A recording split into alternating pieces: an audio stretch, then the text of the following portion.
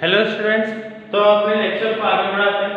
ठीक है, केमिस्ट्री में अभी तक हमने पूरा मैटर, एटम और उसके जितने भी टाइप्स होते हैं, एलिमेंट्स के कितने टाइप्स होते हैं, उसके बाद कंपाउंड के कितने टाइप्स होते हैं, ये सारी चीजें हम पढ़ चुके हैं। कंपाउंड और मिक्सचर में थोड़े बहुत डिफरेंसेस भी मैंने आपको बता दिए थे। कुछ एक डिफरेंसेस हैं जो अभी मैं एक बार रिपीट कर देता हूँ क्योंकि आगे भी उसका यूज आने वाला है।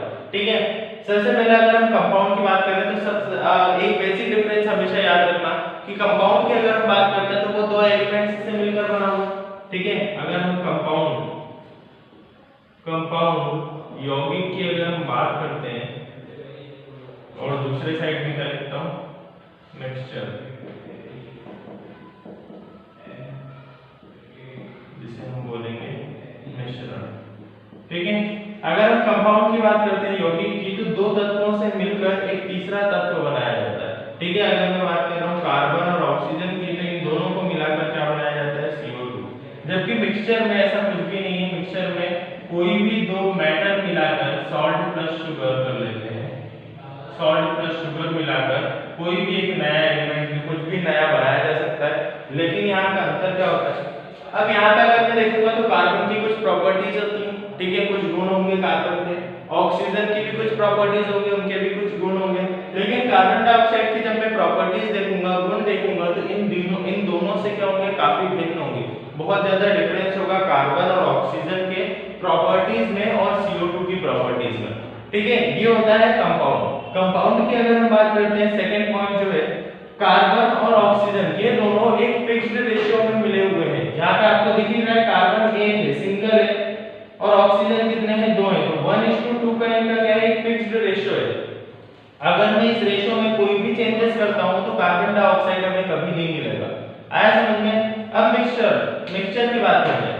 सॉल्ट और शुगर्स को अगर मैं मिलाता हूं तो जो मुझे नया प्रोडक्ट मिलेगा, उत्पाद जो भी मुझे मिलेगा, उसकी प्रॉपर्टीज सॉल्ट और शुगर के प्रॉपर्टीज के अनुकूल ही होंगी। ऐसा मैं बोल सकता हूं कि सॉल्ट और शुगर की जो प्रॉपर्टीज होंगी वो उसके मिक्सचर की प्रॉपर्टीज के बराबर ही होंगी, उसी के जैसी प्रॉपर्टी शो करेगा।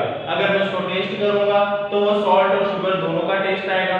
ठीक है, जितनी भी प्रॉपर्टीज होंगी वो सब किसकी होंगी, सॉल्ट और शुगर की मिलाकर ही उसकी प्रॉपर्टीज होंगी। लेकिन यहाँ पे क्या था, कार्बन डाइऑक्साइड और ऑक्सीजन दोनों की प्रॉपर्टीज अलग हैं और कार्बन डाइऑक्साइड की प्रॉपर्टीज अलग है। यहाँ पे फिक्स्ड रेशियो था कि हमें एक पार्ट अगर कार्बन का लेना है तो दो पार्ट ऑक्सीजन के लेने पड़ेंगे, तभी जाके कार्बन डाइऑक्साइड बनेगा। लेकिन यहाँ पे ऐसा कोई जरूरी नहीं है। ठीक है, आप 2 ग्राम सॉल्ट और उससे ज्यादा शुगर ले सकते हो, आप कितना भी मिक्सचर बना सकते हो, मिक्सचर में कोई भी दिक्कत नहीं होगी। अब यहाँ पे ये मत समझना मिक्सचर मतलब दोनों, होमोजेनस भी हो सकता है, हेटेरोजेनस भी हो सकता है, तो उसमें हमारा कोई भी फिक्स्ड रेशियो नहीं होता। और प्रॉपर्टीज भी यहाँ पे क्या होती है, यहाँ पे सेम प्रॉपर्टीज होती है, जो भी यहाँ पे हमने मिलाया है उनकी प्रॉपर्टीज के हिसाब से ही प्रोडक्ट की प्रॉपर्टीज होंगी। लेकिन यहाँ पे क्या होता है कि इन दोनों की प्रॉपर्टीज और इसकी प्रॉपर्टीज काफी अलग अलग होती है। ठीक है, ये हो गए हमारे कुछ मेन डिफरेंसेस जो कि आगे भी यूज हमें आएंगे। ये डिफरेंस हो गए कंपाउंड और मिक्सचर में।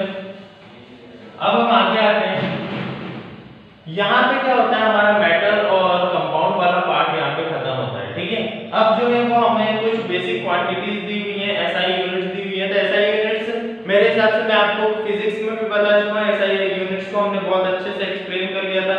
जैसे कि लेंथ को अगर मुझे मेजर करना है तो वो मैं मीटर में करूंगा।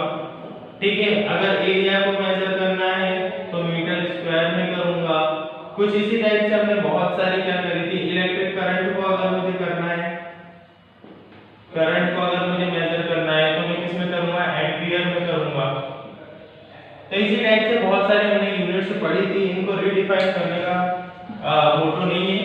हम क्या करते हैं, सिंपली अब इससे आगे बढ़ते हैं। मैं आपको कुछ एक चीजें बताता हूँ जो मैंने फिजिक्स में नहीं बताई थी, जो यहाँ पे केमिस्ट्री में है, और बाकी अभी यहाँ से लेकर कुछ आगे तक दोनों का पार्ट सेम ही है। ठीक है, तो अगर हम चाहें तो वो एलिमिनेट भी कर देंगे। जो जो इंपॉर्टेंट चीजें होंगी वो मैं आपको बता दूंगा, बाकी चीजें हम एलिमिनेट कर देंगे। ठीक है, एक कन्वर्जन दिया हुआ था, जैसे कि अगर आप टेम्परेचर की बात करते हैं, जो उसमें लिखा हुआ है, सबसे पहले तो मैं आपको सारी बेसिक यूनिट्स बता देता हूँ, तो अगर आपको नोट करनी है तो आप वो नोट कर सकते हैं। ठीक है, हाँ, ऐसा यूनिट में अगर हम सिंपली जो मैंने 7 यूनिट्स बताई थी फिजिक्स में, लेंथ को मीटर में मेजर करते हैं, मास को किलोग्राम में, टाइम को सेकंड्स में, इलेक्ट्रिक एम्पियर में, थर्मोडायनेमिक टेम्परेचर को ऊष्मागतिक ताप को हम केल्विन में मेजर करते हैं, पदार्थ की मात्रा अमाउंट ऑफ सब्सटेंस को हम मोल में मेजर करते हैं, और ल्यूमिनस इंटेंसिटी मतलब ज्योति तीव्रता को हम कैंडेला में मेजर करते हैं। तो ये सब मैंने आपको पहले भी बता चुका हूं, तो इसको रिपीट करने का कोई भी मतलब नहीं है। अगर हम यहाँ पे देखें तो कुछ एक कन्वर्जन है जैसे कि जो आपको पहले भी पता होंगे, ठीक है। अगर मैं मास की बात करता हूँ, मास एंड वेट, ठीक है। तो सबसे पहले दोनों में अंतर क्या है, ये हम पहले से ही पढ़ते हुए आ रहे हैं, मास और वेट में क्या अंतर है। मास की अगर मैं बात करूंगा तो द्रव्यमान, और वेट का मतलब भार, हाँ, द्रव्यमान और भार।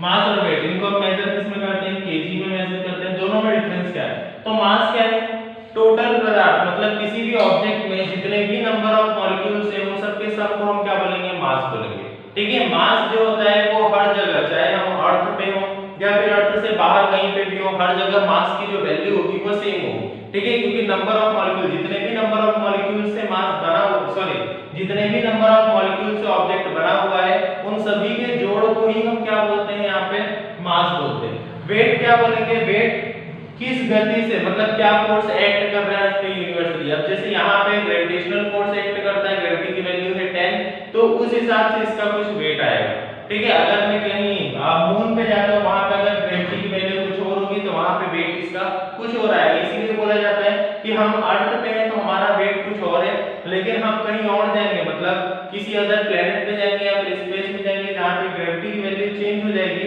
तो वहां पे हमारा वेट कुछ और हो जाएगा। तो वेट जो है वो वेरिएबल है, लेकिन मास जो है वो क्या है, कांस्टेंट है। वेट की वैल्यू चेंज हो सकती है लेकिन मास की वैल्यू कभी भी चेंज नहीं होगी, मास हमेशा क्या रहेगा, कांस्टेंट रहेगा। तो मास को हम मेजर किस में करते हैं, केजी में।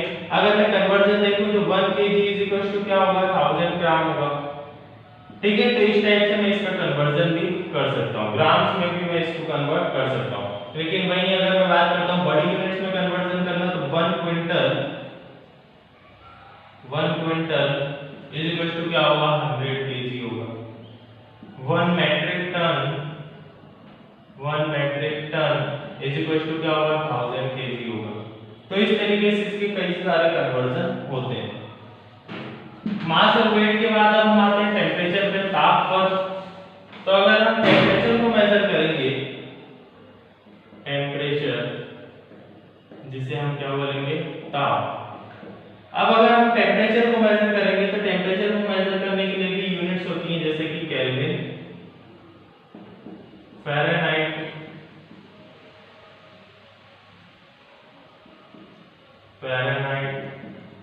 और सेल्सियस,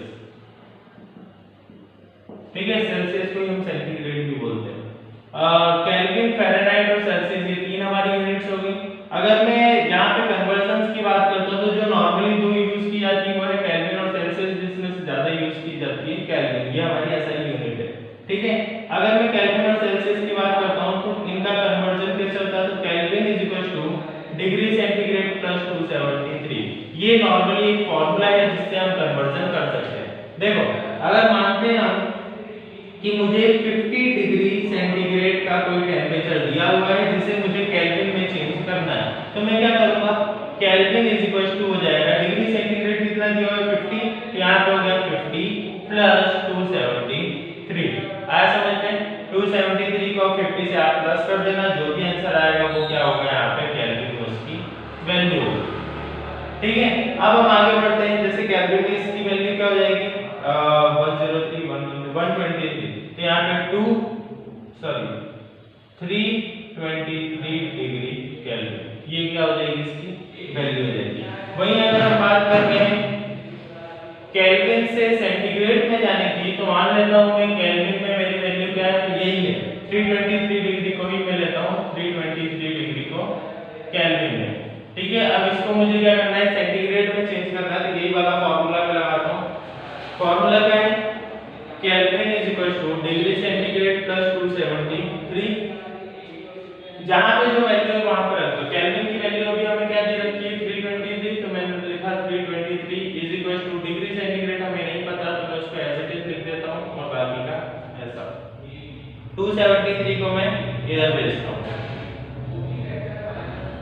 273 है ना, हाँ 273 को मैंने यहाँ पे भेजा, तो 323 minus 273 is equal to centigrade हो जाएगा, C is equal to 50 degree centigrade, ये हमारा क्या आ जाएगा, आंसर आ जाएगा। तो आपने यहाँ पे देखो ही कि हमने 50 डिग्री सेंटीग्रेड को अगर केल्विन में चेंज किया था तो क्या आया था हमारा 323, और 323 को जब हमने सेंटीग्रेड में चेंज किया तो क्या आया हमारा 50 डिग्री सेंटीग्रेड। तो ये क्या हो गया, टेम्परेचर का नॉर्मल कन्वर्जन हो गया। टेम्परेचर के बाद अगर हम टाइम के कन्वर्जन की बात करते हैं तो टाइम का कन्वर्जन भी आपको पता होगा, ठीक है, कि अगर हम टाइम की जो ऐसा यूनिट होती है वो होती है सेकंड। टाइम को हमेशा मतलब चाहे कोई भी यूनिट एंड मेजरमेंट, कोई भी यूनिट सिस्टम हो, आपको हमेशा किस में मेजर करना है, टाइम को सेकंड्स में। तो अगर मैं बात कर रहा हूँ सेकंड किसकी यूनिट होती है, टाइम की, टाइम समय, ठीक है। सेकंड इसकी क्या होगी, ऐसा यूनिट होगी, लेकिन सेकंड से ही बहुत सारी अलग अलग यूनिट्स होती हैं। जैसे कि अगर मैं बात कर रहा हूँ 1 minute, 1 minute is equal to क्या हो जाएगा 60 सेकंड्स, या फिर मैं क्या बोल सकता हूँ 1 second is equal to 1/60 minute. आया समझ में? सेकंड अब सॉरी मतलब दूसरा 1 आवर इज इक्वल टू क्या होता है 60 मिनट, और फिर 1 मिनट इज इक्वल टू क्या हो जाएगा, अगर मैं मिनट की ही बात करूंगा तो 1 मिनट इज इक्वल टू क्या हो जाएगा 1/60 आवर। तो टाइम के भी इस तरीके से बहुत सारे अलग अलग कन्वर्जन्स होते हैं, तो हम ये भी पढ़ चुके हैं। ये सब बेसिक चीजें हैं, बस आपको रिकॉल करने के लिए इस चैप्टर में याद दिलाई जाए, ठीक है। इसके बाद कन्वर्जन दिया हुआ है, इसके बाद कन्वर्जन नॉर्मली यही दिया हुआ है कि वॉल्यूम का अगर हम कन्वर्जन करते हैं, ठीक है, तो वॉल्यूम का अगर हम कन्वर्जन करें, वॉल्यूम निकालते हैं आयतन, आयतन की अगर मैं बात करता हूं तो वॉल्यूम को हम किस में डिनोट करते हैं 1 लीटर, लीटर इसकी एसआई यूनिट है। अगर 1 लीटर को मैं डिनोट करने जाऊं मतलब इसका कन्वर्जन देखो क्या होता है 1000 ml, ठीक है, 1 लीटर इक्वल टू क्या होता है 1000 ml होता है। तो इस तरीके से इसका क्या किया जाता है, कन्वर्जन आगे किया जाता है। टेंपरेचर का भी हम इसके बाद देख चुके हैं। अब मापन में अनिश्चितता, अगला जो टॉपिक है वो है अनसर्टेनिटी इन मेजरमेंट। मतलब जब भी हम किसी चीज को मेजर कर रहे हैं तो उसमें कोई भी एरर आना या फिर जो भी हमारा रिजल्ट है वो सही ना आना, ठीक है।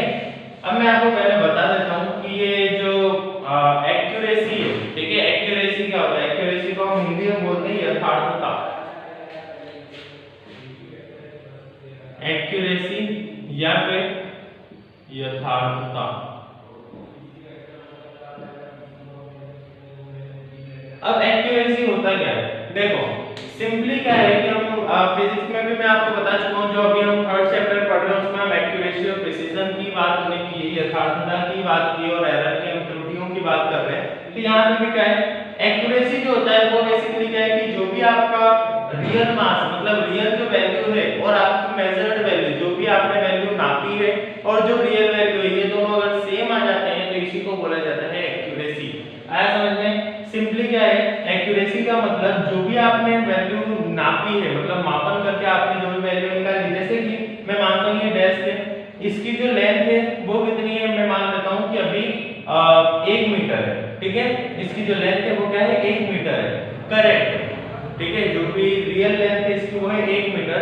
लेकिन जब मैं इसको मापने जाता हूं, नापता हूं मैं, तो उसकी लेंथ कितनी निकलती है 0.9 मीटर। आया समझ में? तो यहाँ पे 0.9 मीटर अगर इसकी लेंथ निकली है तो यहाँ पे क्या है एरर, ठीक है। लेकिन अगर मैं नापने गया और 1 मीटर ही इसकी लेंथ निकली है तो वो क्या है एक्यूरेट रिजल्ट, मतलब एक्यूरेसी, यथार्थ परिणाम। इसका मतलब क्या होता है यथार्थता। तो ये क्या है हमारा नॉर्मल से यहाँ पे फिगर दिया हुआ है कि एक्यूरेसी क्या होता है, प्रिसिजन क्या होता है। अगर हमें एरर निकालना है तो मैंने इसका फॉर्मूला भी आपको बताया था कि real value minus measured value, मतलब जो आपका वास्तविक मान है उसको अगर हम घटा देते हैं किसके साथ, मापे हुए मान के साथ, तो इन दोनों के डिफरेंस को, इन दोनों के घटाव को ही हम क्या बोलेंगे, वहां पे त्रुटि बोलेंगे, जितनी अब हमारी त्रुटि आएगी। जैसे कि 1 मीटर उसका रियल लेंथ थी माइनस 0.9 मीटर अगर मैं कर देता हूं तो जो हमारी एरर निकलेगी, त्रुटि निकलेगी, वो कितनी निकलेगी यहाँ पे 0.1 मीटर। ये क्या हो जाएगी हमारी एरर हो जाएगी। आया समझ में? तो इसी तरीके से ये नॉर्मली एरर वगैरह है, एरर और एक्यूरेसी। ठीक है, अब इसके बाद कल के लेक्चर में ये लेक्चर अभी यहीं पे खत्म करते हैं। कल का लेक्चर जो हम पढ़ने वाले हैं उसमें मैं आपको बताऊंगा कि सिग्निफिकेंट फिगर्स क्या होते हैं। ठीक है, सिग्निफिकेंट फिगर्स को अगर हम हिंदी में बोलेंगे तो सार्थक अंक क्या होते हैं। सिग्निफिकेंट फिगर एक इंपॉर्टेंट पार्ट है इसमें भी और फिजिक्स में भी। तो कल मैं इसका नॉर्मली सा इंट्रो दूंगा और इस चैप्टर को थोड़ा आगे बढ़ाएंगे। ठीक है, सिग्निफिकेंट फिगर बहुत ज्यादा मैं डिफाइन नहीं करने वाला क्योंकि फिजिक्स में भी सिग्निफिकेंट फिगर सार्थक अंक हम